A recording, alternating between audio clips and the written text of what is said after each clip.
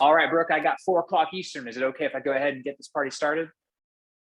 All right, awesome. Well, good afternoon, everybody. I hope you're having a good day. If you're watching this as a recording, I hope you're having a good day no matter what time it is. We are here to talk about 3 simple yet critical shifts you got to take in order to scale your revenue and impact, but without burning out. Who wants to burn out after all? So we're going to talk about those things. I'm so glad you are here. I'm Steven. I'm over here at Boomerang, and I'll be moderating today's discussion as always. And just a couple of housekeeping items. Just want to let you all know that we are recording this presentation. We will be sending out the recording and the slides, and there's a cool workbook included by our guests. So you'll get all those things later on today. Might be tomorrow morning since it's already a little late in the day, but be on the lookout for all those goodies. We will not leave you hanging. If you have to leave early, or maybe you get interrupted, or you just want to review the content, maybe share it with a friend, you'll be able to do that. So be on the lookout for an email from Boomerang with all those goodies in them. And most importantly, we love for these sessions to be interactive. So don't be shy. Don't sit on those hands. Ask questions. There's a chat box and a Q&A box. You can use either of those. We're going to try to save a little bit of time for Q&A at the end. So do so. Introduce yourself in the chat if you haven't already. I love that so many of you have done that. We'd love to know who we're talking to. But yeah, ask those questions because we're going to save some time at the end. We'll also keep an eye on Twitter if you want to send us a tweet. But yeah, don't be shy. We'd love to hear from you. If this is your first Boomerang webinar, welcome. We do these webinars just about every Thursday throughout the year, literally like 49 or 50 sessions through the year. We love doing them. It's one of our favorite things we do here at Boomerang. But if you've never heard of Boomerang besides the webinars, we are primarily a provider of donor management software. That's what Boomerang is. It's a donor database. We've got everything covered from email marketing to online giving. Check us out if you are in the market for that. We're pretty easy to find online, but you can find all kinds of videos and lots of resources on our website. So check that out if you are in the market for software. But don't do that right now, even if you are.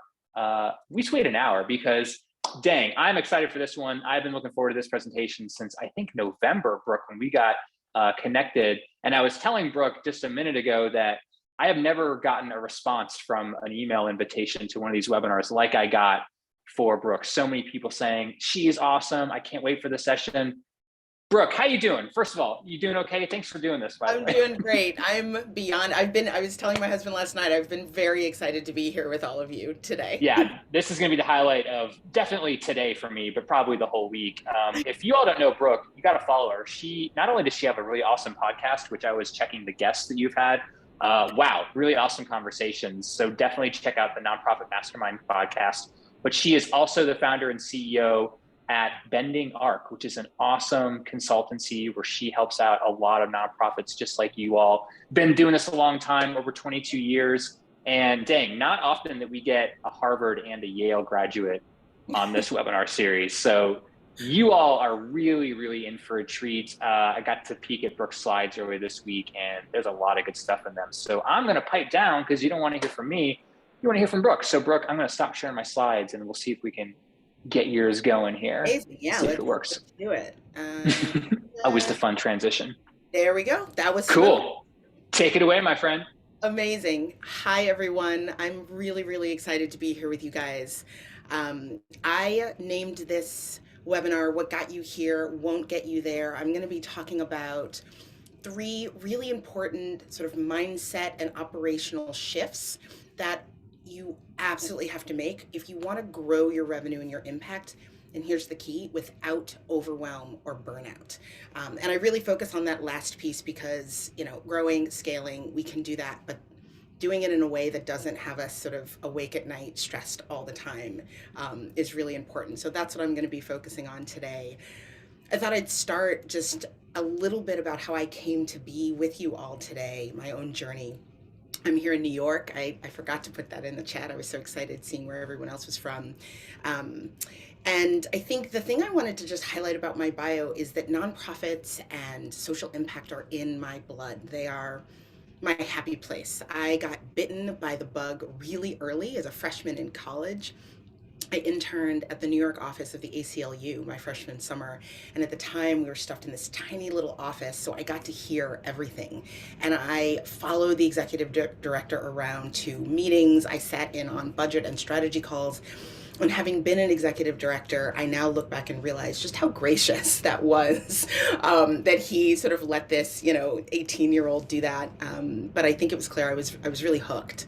I co-founded my first organization while I was still in law and graduate school at Harvard, connecting direct legal support. We did clinics in Boston schools with legislative advocacy, because I was at the Kennedy School, to simultaneously address some of the system-wide injustices that we were seeing in our direct support. And I mention that because I learned so much about founding and running and growing organizations through trial by fire, raising money, taking really sort of opaque, legal, justicey, jargony issues and turning those into things that donors could support before I even really understood what it meant to talk to donors. Bringing together really diverse stakeholders who talked in completely different ways about issues that we really cared about, building and scaling programming. I loved everything about it. And I knew from that experience that finding solutions to social problems, and particularly doing it through nonprofits and social enterprise, was my calling. So I moved to New York to practice public interest law and started joining nonprofit boards almost immediately. I wanted to learn about nonprofits from the inside out, and I definitely did. By the mid-2000s, I had started working on what would become my second organization, training teenagers to build social impact initiatives in response to issues that they were experiencing and seeing in their schools and communities.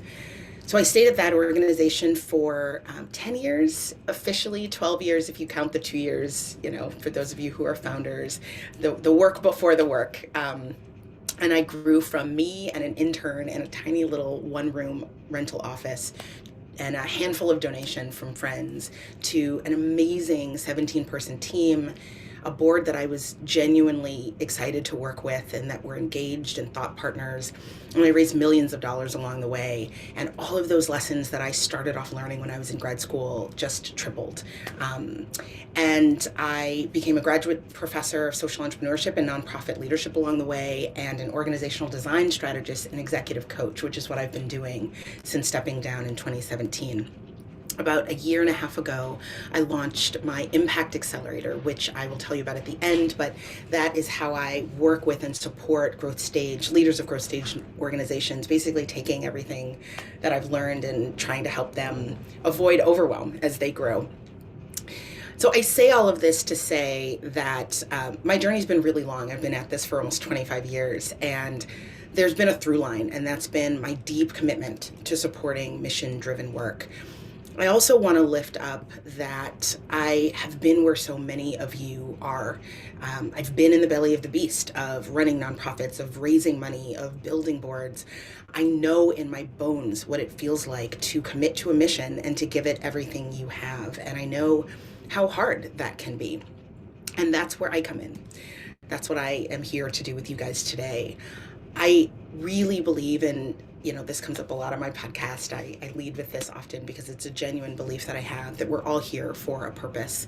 And mine is to take what I've experienced and learned, and the things I've done wrong and the things that I've done right, and to help passionate leaders and passionate social impact folks like you start, scale, and lead organizations that can truly change the world.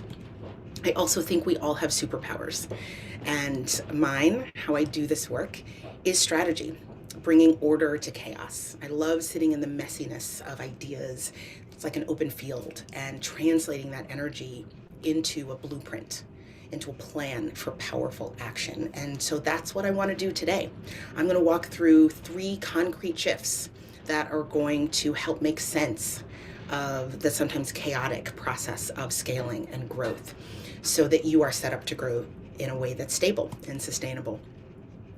Specifically, we are going to cover 3 things: how to know where you are in your organization's life cycle, and I'll talk about what that means. We're going to talk about the single most important finance strategy you will ever need, and we're going to talk about the secret to eliminating overwhelm and its relationship to high leverage leadership, what I call high leverage leadership. So I call this training, "What got you here won't get you there." And I do that because when it comes to scaling and growing an organization in a sustainable way, nothing could be more true. So let's pause for a moment and ground ourselves in sort of how we are arriving in this space today. So, which of these sounds most familiar to you? Maybe you are in an organization that's growing and having great impact, but you've plateaued. And I see this a lot. Organizations grow and then stop growing. And maybe it feels like you've been doing stuff that's been working with your board or your fundraising or your programs and partnerships, but somehow it stopped working or it feels harder. There's more friction. The people who were the right ones for the team or the board are maybe not so right anymore. I have one student in my accelerator right now. They keep tweaking their budget by about 20%, and they can't expand their staff because they're not expanding their revenue enough. And so they're sort of stuck in between 7 and 800,000, and they can't quite get past it. So maybe that resonates with you. Maybe you feel like you have been running all of the things you do at a higher capacity than you can sustain. And everyone on your team, yourself included, are on the brink of burnout. You are running your programs or organization as if it's much larger than it is because the need is there, because the impact is so urgent. But you don't necessarily have the staff or the board support that you need, and you're maxed out. This is also something that I come across a lot. And all of these are part of why I put together this training, because these are so common, these scenarios. Funding is coming in, you're fundraising, but it's lumpy and you're feeling really uncertain. You feel maybe like you're always starting from scratch every half a year. When I was in the early years of my organization, I felt like I'd fundraise and get to like November and be able to breathe because a lot of grant checks came in at the end of the year. But then by June, I was stressed again because I didn't really have a flywheel, right? So it meant I was afraid to hire. It meant that I was afraid to sort of think about expanding because I was always stressed about funding. And definitely this is one I hear all the time. You're overwhelmed and everything seems equally urgent. You can't catch up, and your organization maybe feels like it's running you instead of you're running it. No matter which of these resonate with you, it might be one, it might be all of them, you're in what I call a gear shift moment between where you were and where you were comfortable and where things were working, and that next impact horizon for your organization. And I call it a gear shift moment. For those of you who ride bikes, it's a lot like when you're riding a bike or a manual car. Right? You're in one gear, you're going fine, and then you reach a point where you have to shift gears if you want to keep adding speed or if you want to keep going. But when you shift gears, everything feels just a little chaotic for a few moments before that next gear catches. Nonprofit growth is just like that. We feel like it's going to be linear, like we're supposed to move from one stage to the next and things just get easier as we go. But it's actually more like these gear shifts. At each stage of our growth, organizations hit a point where they simply can't grow any further using their existing set of skills and knowledge and systems. And you have to shift gears if you want to keep going. And this is what I call the gear shift moment. And it happens time and time again. I want to share just a quick story about my own gear shift moment to bring this to life, because it really is at the core of what I'm talking about today. So 5 years into my organization, things felt really strong, familiar. I felt like I'd really learned how to do this sort of ED thing. We were bringing in funding. We had settled in nicely at around $600,000, had a few full-time, part-time staff, some consultants, great team. I felt really good about my skills as a fundraiser. I liked my board, all the things, right? So I threw a 5-year celebration party to celebrate, our solid 5 years. We'd made it. We were still around. Public officials came. My board brought their friends. It was a smash. It was a really, really fun party. I was trying to find a picture of it. I didn't have them digitized. So suffice it to say, it was a lot of fun. That is not actually the point of my story. It is material, but the point actually comes a year later when my gear shift moment happens. So we were stuck. I looked up and we were now 6.5 years in, and nothing was growing. My staff hadn't grown. We were stretched thin. Our programs had grown. Our work had grown. But I was holding so much that I was constantly dropping balls. I wasn't connecting with potential donors. I was no longer engaging with my board. I had added folks to my board to do what I thought would be shift my board to being a fundraising board. So now I had this sort of awkward part governance board of folks that I wasn't really connecting with. Everybody was stressed. We were not we were not flowing the way we had a year later. And I realized that I was doing everything I had known to do, and it wasn't working, and it ultimately exploded in my face. So time came to I decided we were going to throw another party. 7 years in, between 6 and 7 years, and I went on autopilot. I drew from everything I knew. I sent invites to everyone who had come to the previous party. I got great stuff for our silent auction, lined up the same DJ. It was fantastic. It was a friend of mine. I used the playbook that I had developed and become comfortable with over the first 5.5, 6 years of the organization. So here's the gear shift moment. The only people who came to the party were 3 board members, my sister, one of her friends, and my 2 full-time staff people. Literally nobody else came. And it caught me by surprise because lots of people bought tickets. So knock on wood, it was not a financial disaster. But for those of you who have ever done a fundraising event, I'm sure you can imagine how mortifying it was. Now, this is a long time ago. I can tell the story and laugh now. But what I realized at the moment was that something wasn't working. There was something I didn't know. A lot of things I clearly didn't know. And I didn't know what I didn't know. But I had done everything with my team, with my board, with this event that had always worked, and it literally wasn't working anymore.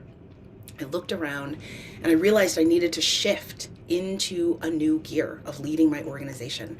I needed to start thinking differently about our fundraising strategies, what I'd spent time on as a leader and as a manager, who I was recruiting for the board with my board chair, what I expected from them. Once I started to ask different questions and realize that I was going to have to let go of a lot of stuff that I had learned and relearn things, our budget started to grow and it felt effortless. I built a strong leadership team to hold top with me so I could start doing different kinds of what I call high leverage work, which I'll talk about. I worked with my board chair to build an actual board culture that made them partners to me. And over the next 2 years, our budget tripled and we grew our staff to almost the size it was when I stepped down. And it really started to feel, I will never say effortless because it's not effortless, but I felt like I was in this next gear. And that gear shift moment would continue to happen. But what I learned from that first really important one was that more of the same gets you more of the same. And that I wasn't going to intuit or tweak my way from a $600,000 budget to my next target at the time, which was $1.5 million. Because a $1.5 million organization isn't just a $600,000 organization with more money. As organizations grow, they move through gears, and each level requires a different type of design, a different way of spending time, a different approach to money, and for me, and for many people, even a different leadership mindset.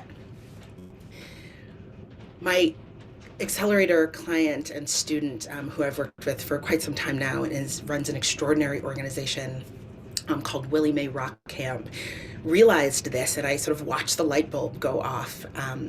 And when she made her gear shift, she actually tripled her budget in under a year. She came into my program and she was hitting a wall with her board because they would only approve this tiny budget that she really couldn't use to grow, and she didn't know how to talk to them, and she didn't have the staff that she needed. But she was willing to have her blind spots illuminated.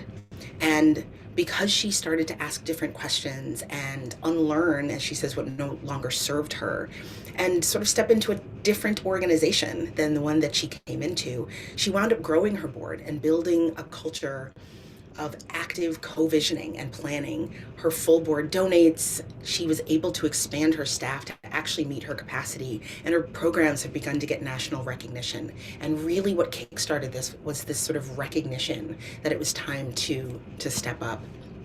So I want to do a little thought experiment with you guys. And for those of you who have the workbook, there's a page where you can sort of write this out. I just want you to close your eyes. I can't see you, so I don't know if you're actually doing it, but I will invite you to just let your brain rest for a moment and picture what your organization looks like 1 year from now, if it's having the impact you want it to have, if you've stepped into whatever the next gear is for your organization.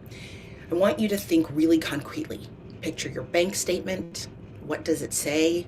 How much money is in your bank? How much money is coming in and going out? What does your staff look like? What does their professional development look like? And what does yours look like? What role is your board playing? Who else is in your network and how are they supporting your impact? And most importantly, how do you feel leading that organization? What is one word that describes how you feel in this future where your organization is perfectly calibrated to have the impact you want it to have? So I want you to keep that vision that you see when you close your eyes in mind as we go through this.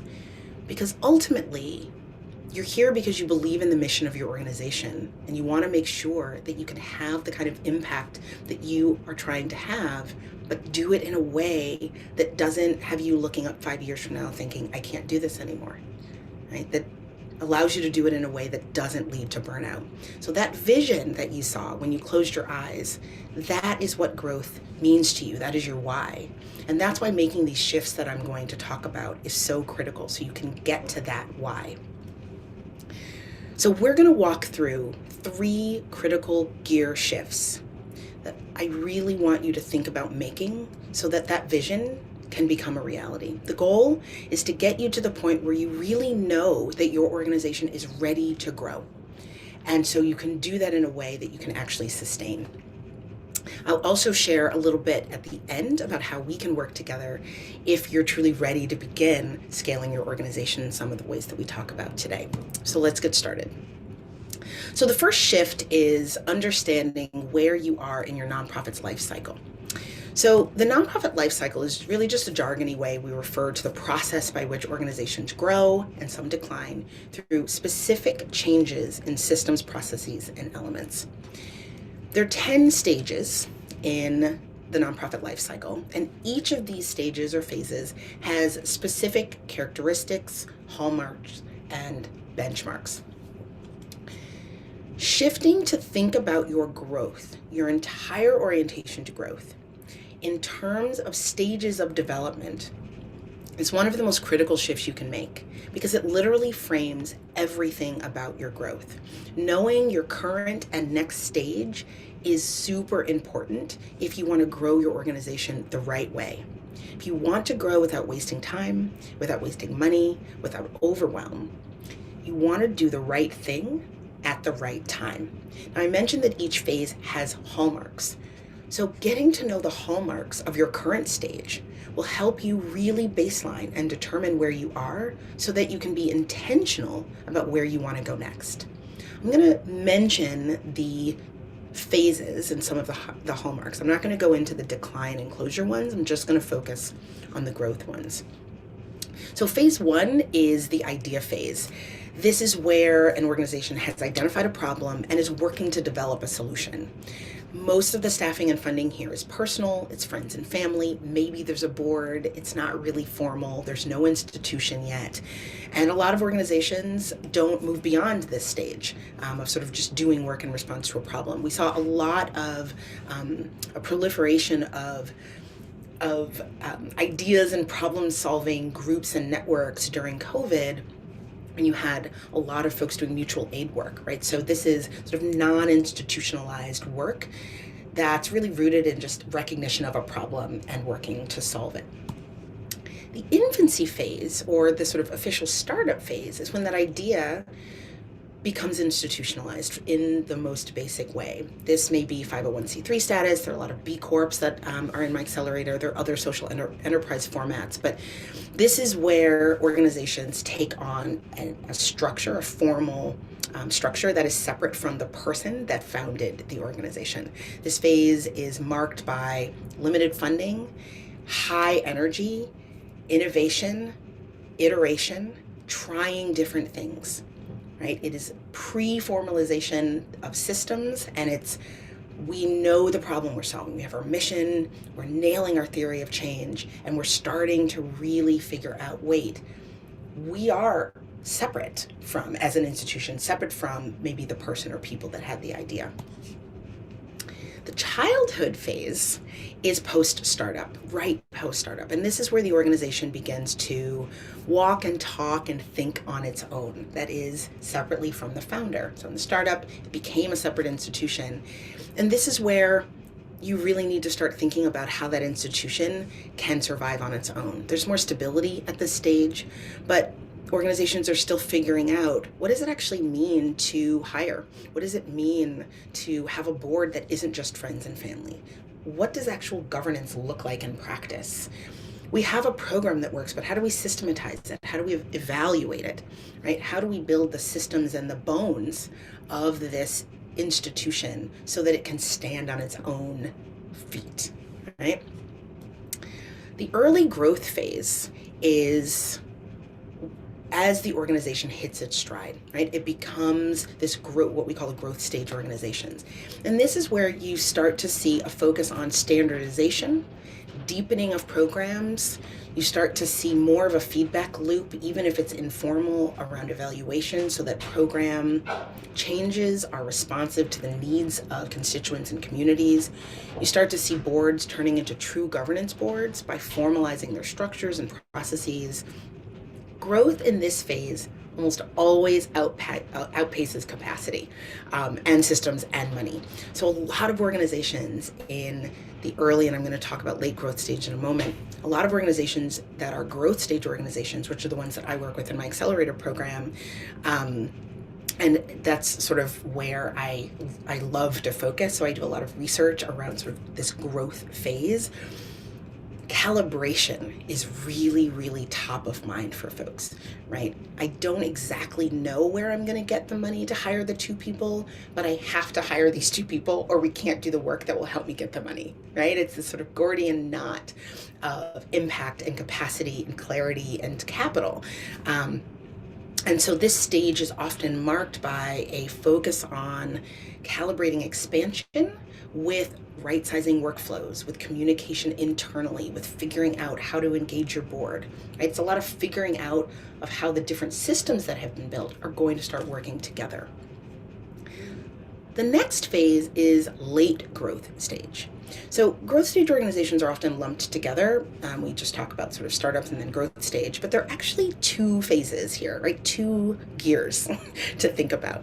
A late growth stage organization is still growing. The focus is still growth, but there's a steadiness to the growth. There's a stability to the growth. And now the focus is, how do we continue to grow and not lose sight of who we are? Right? How do we grow in a way that's anchored in values and mission? We've done tweaking, we've done the innovation, we've set up the systems, and now one of the challenges or hallmarks of this phase is, how do we not have structure, sort of outstrip function, right? So a lot of organizations in late growth stage phase have what they call a governance board, right? And so they're looking for the right people for their board, or they have a leadership team with a director of operations and a director of finance and a director, like all the things they're supposed to have as a stable organization.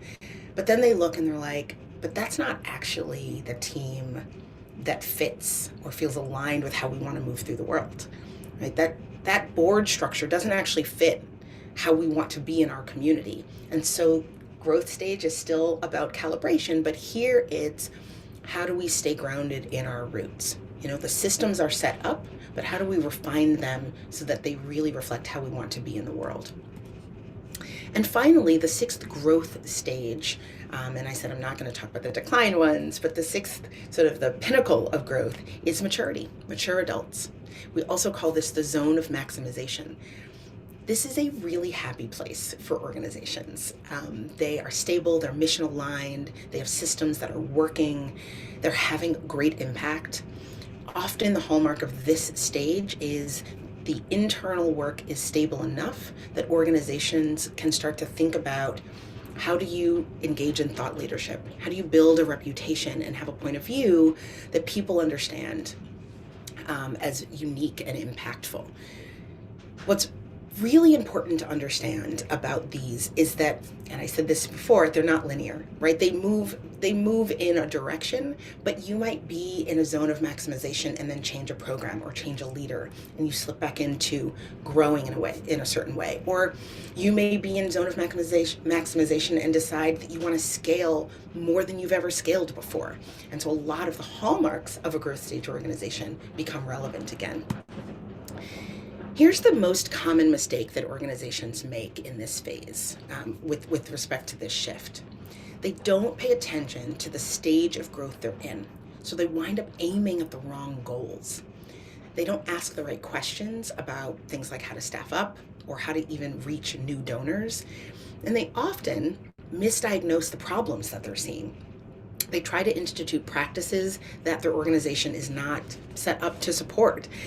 So when you don't know where you are and you can't figure out the next best place to aim your money or time or attention, what starts to happen is running the organization begins to feel really hard and really heavy and really overwhelming. There's a lot of friction, right?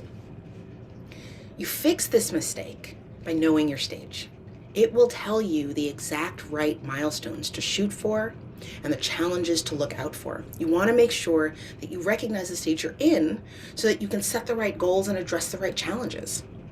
And so that your strategic actions and priorities are aligned with where you want to go. You can be intentional. As an example, and this is one that I see quite often, you're an infant organization. You have a tiny board, maybe 4 or 5 people. You have one major donor that you're extremely excited about, and your next goal you set is to set up formal committees on your board, officers, an executive committee, and a budget of $1 million. So I am never going to tell a nonprofit that anything is absolutely impossible. I'm not a genie. I've seen organizations get magic money.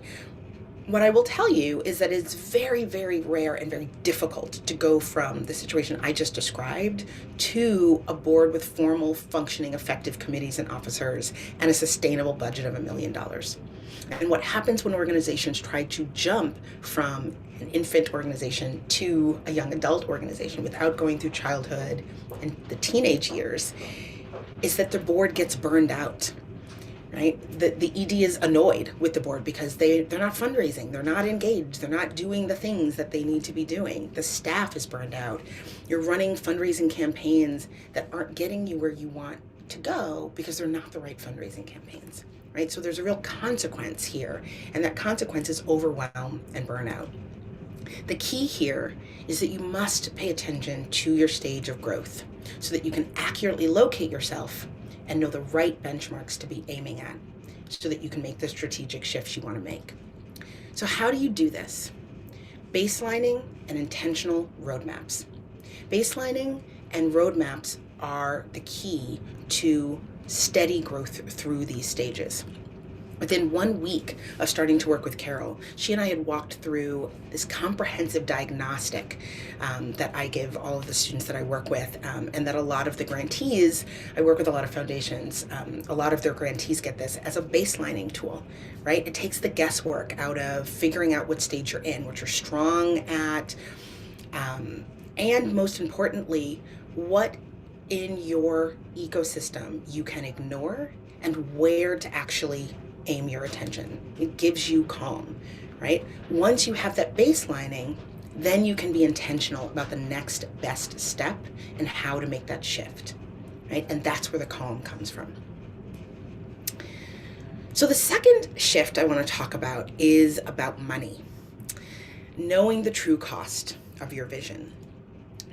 You cannot grow your organization if you don't think seriously and intentionally about your organization's money, and not just fundraising. Now, I totally get it. I think talking about money, fundraising, finances can bring up all kinds of feelings for folks. I hear scary, I hear overwhelming. I think one of the most interesting ones, and I totally get this too, is annoying, right? I didn't start this organization, or I didn't come into this work to look at spreadsheets and financial dashboards. It can feel really out of alignment with mission-driven work. But I'm going to ask you to stick with me for a moment, because I would like to make the case about our budgets and our finances that they are actually just another part of the story that we tell about our programming, that they're actually not separate. Our budget, our financials, they are storytelling tools that simply use numbers to help people understand our vision. The key here is a true cost budget. This is where the power of true cost budgeting becomes really important. And what I mean by that is a true cost budget is just a budget that reflects all of the actual costs of your strategic vision, of your plans for growth, of that vision that I asked you to sort of have in your mind. Now, the big mistake that people make with this shift is that they play the stretch game. They start with, what did I raise last year? Then they add a little stretch to it, and that's their budget for this year. And the result is they can never actually raise enough money to expand their staff, grow their programs, to provide the kind of benefits that they want to. They don't have a budget that tells the true story of what it costs to run their organizations. So they run their organizations in a way that run them into the ground. Every week, literally, I am not exaggerating, I talk to nonprofit EDs and development directors and board chairs that are in organizations that are rocking it from a program perspective, but they are still laying up at night stressed about payroll at some point during the year, and they don't ever feel like they really have enough funding to feel comfortable and confident expanding like they really want to. This is the what can I do this for mindset, and it might be the number one thing that I think drives burnout and keeps people from really growing their budget and their impact. If year after year you're creating a budget based only on your committed revenue or only on last year's numbers, then that's the amount you're going to raise again. Your budget, if it's driven by what you've raised, just stays at what you raised, right? It stops becoming a strategic tool. And that's a problem for three reasons. First, your budget won't grow in a way that will reflect the growth of your program impact, right? So there's this weird dissonance or misalignment between what you're seeing and doing on the ground and this piece of paper, this budget that you have. And I hear that a lot. People are like, I have a budget, but I don't really look at it. I don't really use it. Because what's more real is the impact and the growth that you're seeing in your programs. And that bifurcation means that those two tools can't be used to fuel one another. It also means that you can't have a fundraising plan that's going to bring in what you actually need, because your fundraising plan should be based on your budget, right? Your fundraising plan or your budget is what you take to donors and funders and say, look, this is what we need to raise, and the fundraising plan is how you're going to raise it. But if your budget doesn't actually describe what you need, then your fundraising plan won't bring in what you need. And third, perhaps most importantly, you can't communicate your true need to your donors and funders and supporters. A true cost budget requires you to actually ask yourself and be honest about the answer. What is that number that we need to be raising that would fund our vision and propel our organization forward? Whatever your concrete vision for growth and impact that you had when we did the thought experiment, there are real costs associated with each element of that. And capturing those in a true cost budget is how you tell the story to donors and funders about what it really takes to grow and sustain your organization without overwhelm. One way to operationalize this shift is to actually take your strategic plan, and hopefully you have both a sort of long-term 3 or 5 year plan and a 1 year, this is what we want to do. This is, our sort of strategy plan for the year. Take that plan and translate it into a strategic budget. Step by step, match each element of your plan into your budget so that they're literally telling the same story together to donors, funders, and stakeholders. When I worked with Toya, she and I were able to take her strategic plan and turn it into a budget that she then literally went and shared with donors in a different and new way. It became the basis for a totally different kind of fundraising strategy than she had imagined and wound up leveling up her fundraising. More specifically, she went from answering that question we all get, how much are you trying to raise, right? What do you need from me is also how this shows up in some donor conversations. She used to answer the question before this work we did together. Last year we brought in 500,000 and we did a lot with that. Let me tell you what we did with that. And this year we're hoping to bring in 550 because we have a waiting list for our programs in Harlem. She started being able to tell a subtly different but better story because she knew exactly what it cost to grow and to have expanded impact. She was able to say, I'm really glad you asked. Josh, our plan is to double the number of people that we want to reach through our programs. That's her strategic plan. With a deep focus on these two communities. That's her strategic plan. That's part of the story. We found that because we're seeing this increasing need, we are raising $750,000. And I'd like to walk you through our growth plan so you see exactly how a gift from you will fit into that vision.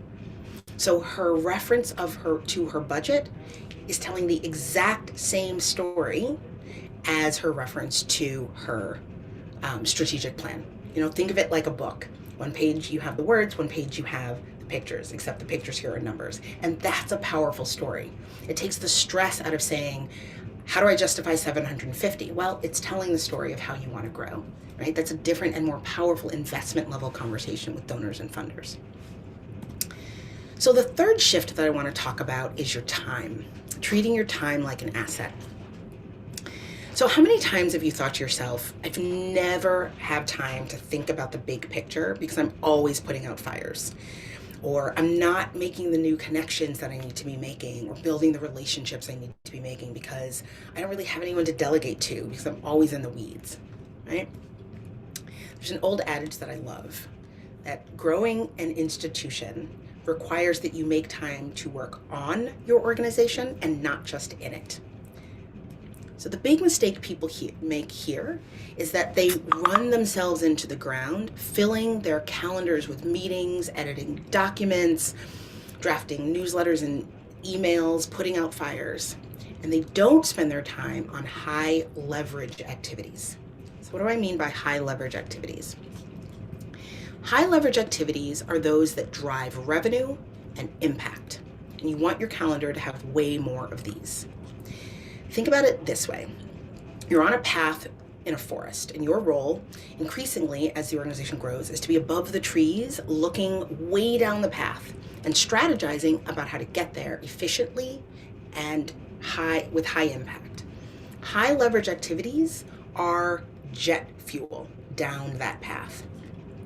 So there are 4 kinds of high leverage activities that drive revenue and impact that I'm going to highlight. The first is relational fundraising. Donor and funder relationships. This is making time to start new ones, cultivate and steward existing relationships. As an organization grows, fundraising becomes more and more, it's always about relationships, but it's even more about relationships as your budget grows and as you have more impact and a bigger footprint.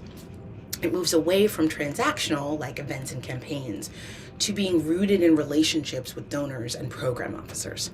And so high leverage time is about initiating and building and strengthening these relationships. Network expansion and strategic partners, that's where you're formalizing and strengthening the kinds of connections to advisors, mentors, potential board members, other organizations that broaden your programmatic and strategic footprint.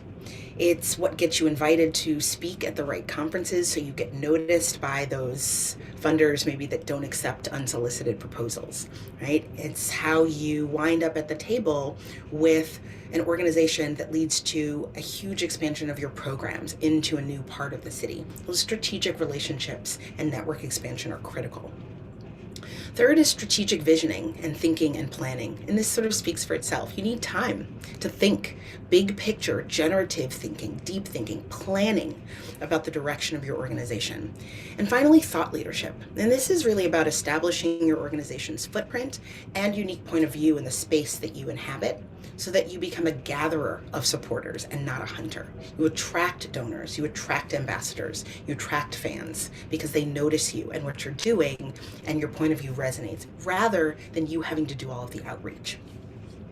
Each of these activities, when done correctly, has a high return on investment. So for every hour that you spend, the effect on revenue and impact is really significant.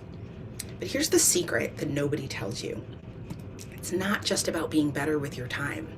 Time management, delegation, very important. But sometimes I hear that and I'm like, I feel like I'm pretty good at managing my time.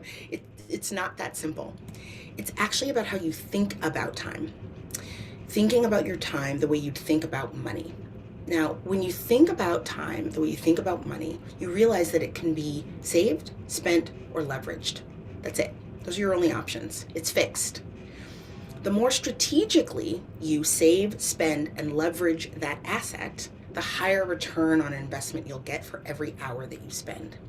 Let's say you had $1,000. You could spend $20 on each of 50 things, or $200 on 5 things. Those 5 things are probably going to be of higher value if chosen well.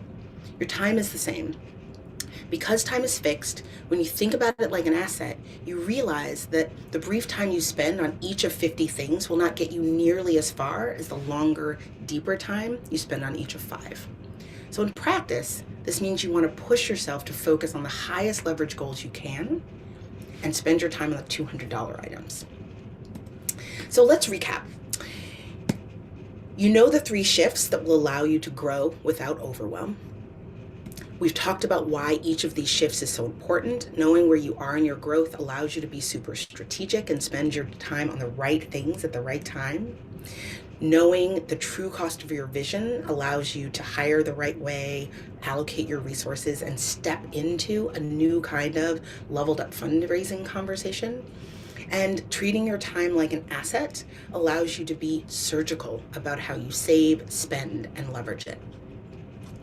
What I wanted to do with this training is get super clear about what it really takes to scale, to begin to pull back the curtain on scaling without overwhelm, because I think there's a lot out there about growing and leading sustainably, and I just wanted to boil it down to some crystal clear, high leverage drivers. And you really need all 3 of these shifts in practice. Thinking about and approaching your growth strategy, your money, and your time differently will provide the foundation for the other shifts that you're going to need to make as you think about scaling. Now, if there's one thing that I've learned over the last 20 years, it's that you cannot reverse engineer true growth from the outside. It just doesn't work to look at larger organizations or other organizations and try to copy what you think they're doing, or Google traditional resources, all of which tend to study really, really big organizations. When you're just looking on, you don't see the meetings, the coaches, the tough conversations with staff members who weren't the right fit. You don't see changes in how the ED uses their time. You don't see what's really happening beneath the surface. And I know, because I've been there, when we're running an organization, there's so much cobbling things together, so much trying to see into the black box of growth by looking around to see best practices, when the truth is that every organization is a unique constellation of programs and staff and board and fundraising style. The problem is that trying to cobble things together is exhausting and time-consuming. And really, it doesn't work, right? It's not intentional. My point here is that nothing I've talked about is actually theory. There is a method to the madness of the seeming chaos of growth. There is an uncluttered, not overwhelming process to grow, which is not to say it's always going to be easy or seamless and never hard, but it doesn't have to feel chaotic and it doesn't have to feel overwhelming. Now, in the beginning, I asked you to close your eyes and picture what high impact looks like for your organization. Now imagine you had the exact roadmap to get there. Close your eyes again and imagine you had a coach as a thought partner, to help you cut through the noise and what I call the tyranny of the urgent and know what your next best step is. You had a blueprint for growing your board and keeping them active. You had resources that you could give your team to free up your time to do high leverage work. You had one-on-one consulting help as you're drafting your strategic plan and drafting your fundraising strategies. You had more time to think and vision and plan. I told you at the beginning that I talk a little bit about my accelerator program, and I would love to invite you to apply if what I'm describing here sounds like you think it could really help you grow and scale your organization.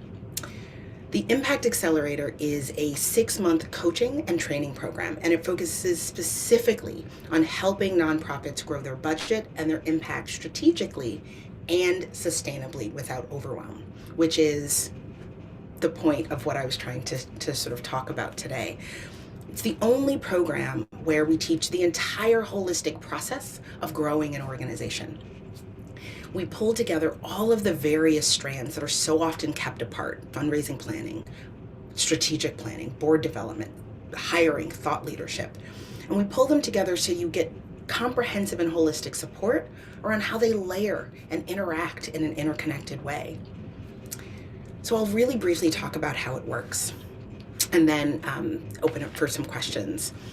You start with a personalized growth plan, and we do the baselining that I talked about together. You get clear on how you want to scale in the 6 months of the accelerator, and then I give you a personalized set of recommendations, trainings, resources, and tools that pinpoint where you're strong and create that roadmap of what your next best steps are.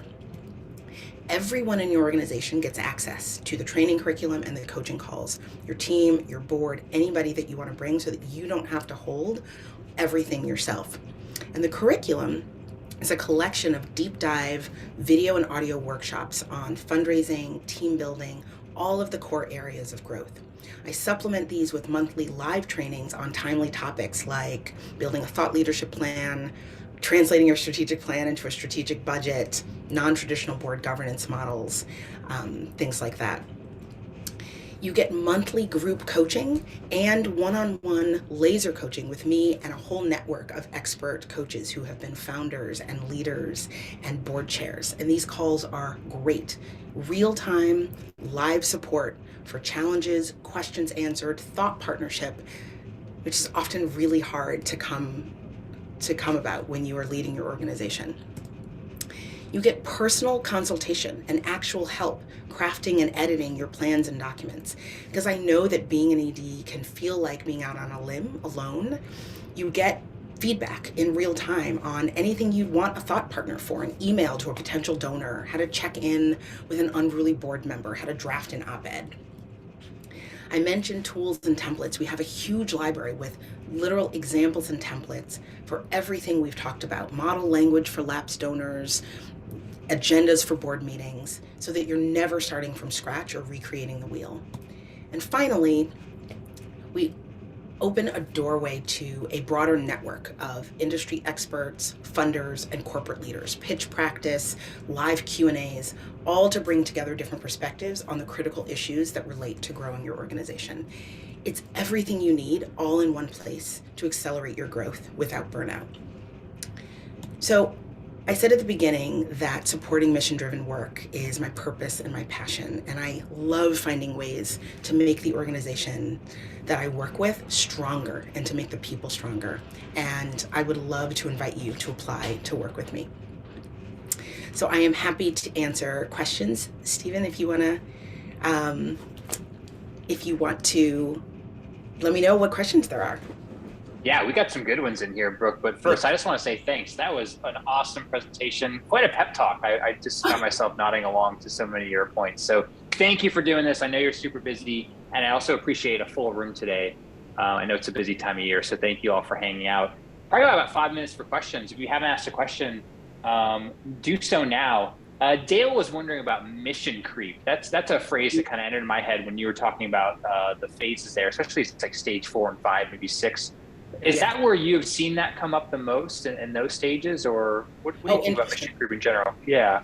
No, so I think the real Mm, danger in mission creep is actually in the early phases. mm, Because when we are still in the innovation, in the let's try something and see if it's going to work, what can happen is it's hard to balance being willing to try new things and actually saying, oh, we're not going to try that new thing because it's not mission aligned. And so the danger in these early phases where we're really open is that we'll try things that take us off mission. In some of the later phases, what actually happens is we know our mission, we know our programs.